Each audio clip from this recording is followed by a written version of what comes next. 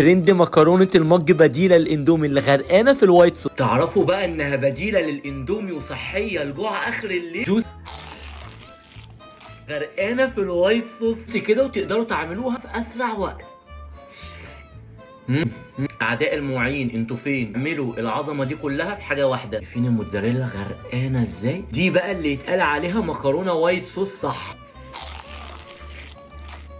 اخواتي النهارده هنعمل مكرونه المج الواحد. اي حد ضد المواعين حرفيا هيعشق الوصفه دي. تخيلوا كده مكرونه وايت صوص هتتعمل في مج، كل حاجه في مج واحد، كل اللي بنحتاجه هي المكرونه بس. بنتي دي بقى بتقول لكم جابت المكرونه حطت عليها ميه وهتدخلها الميكروويف بالظبط منكم من 3 ل 4 دقائق سوا. الله، هتحط عليها شويه لبن وتدخلها الميكروويف تاني وعلى الاخر وتحط عليها بقى جبنه موتزاريلا واي نوع جبن. بس كده الوصفه خلاص. لو الفيديو ده ظهر لكم قبل الفجر لازم تقوموا تعملوها دلوقتي. وصفات جوع اخر الليل قبل رمضان. وحمسوني وقولوا لي انكم جاهزين لوصفات رمضان. طبعا اول واحد متحمس اكتبوا لي نسبه حماسكم لرمضان كام في المية في الكومنتات. اول حاجه جبنا اي مج او اي حاجه بتدخل الميكروويف، لان الطريقه دي بتتعمل في حاجه واحده بس. سميتها بقى الطريقه دي ضد المواعين. اخت البنات والستات اللي بيكرهوا المواعين حرفيا عملوها في حاجه واحده. تقدروا تستخدموا اي نوع مكرونه. المكرونه الصغيره دي شويه مكرونه متهيألي كده خلاص. هننزل عليها بقى بشويه ميه يا دوبك تغطي وش المكرونه بس. ثواني، انتوا لسه ما صليتوش على النبي في كومنت؟ يلا بقى بينا ندخلها الميكروويف من 3 ل 4 دقائق. طبعا هنا خليتها على اعلى درجه حراره 200، اعلى درجه عندكم في الميكروويف تستوي بسرعه. عجبني في الطريقه دي اي حد يقدر يعملها وسهله وسريعه، والجوع اخر الليل فعلا اسم على مسابقه. واخيرا بعد ما طلعناها عايز اقول لكم المكرونه شربت الميه جدا فعلا على الاخر. بصوا الدخان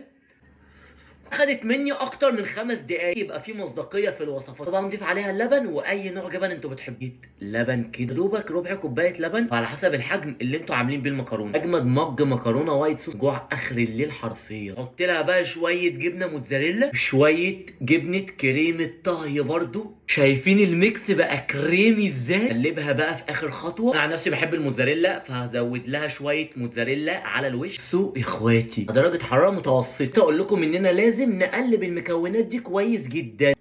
ايه ده؟ دي الموتزاريلا بتمط من دلوقتي. ده احسن نوع جبنه موتزاريلا انا بحب اجيبه. مكرونه المج الوايت صوص الترند في حاجه واحده. عرفوا بقى انها بديله للاندومي وصحيه لجوع اخر الليل. جوسي كده وتقدروا تعملوها في اسرع وقت. العظمه دي كلها في حاجه واحده. انا ازاي؟ دي بقى اللي يتقال عليها مكرونه وايت صوص صح. فاجئ من انها استوت الاخر اي وقت حرفيا. شايفين؟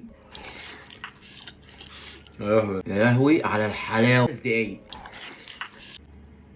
جربوها بسرعه رهيبه.